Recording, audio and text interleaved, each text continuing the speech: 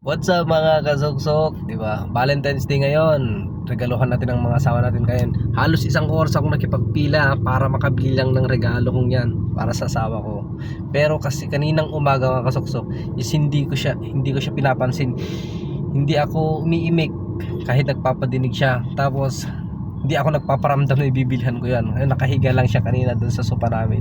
Ngayon, dahil pumunta siya sa church, meron akong pagkakataong umalis ako bigla. Chinachat ako kung asan daw ako. Ayun, ito yung regalo ko sa iyo. Kaya wag ka siya.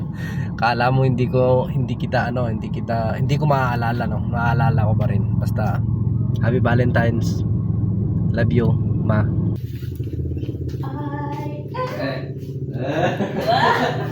Di ba?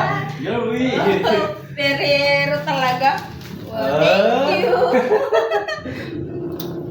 Thank you. Happy Valentine's. Kala mo wala, ha? Thank you, thank you. At yun mga kasuksok, akala niya kasi wala. Ayan. Happy Valentine's Day. Love you.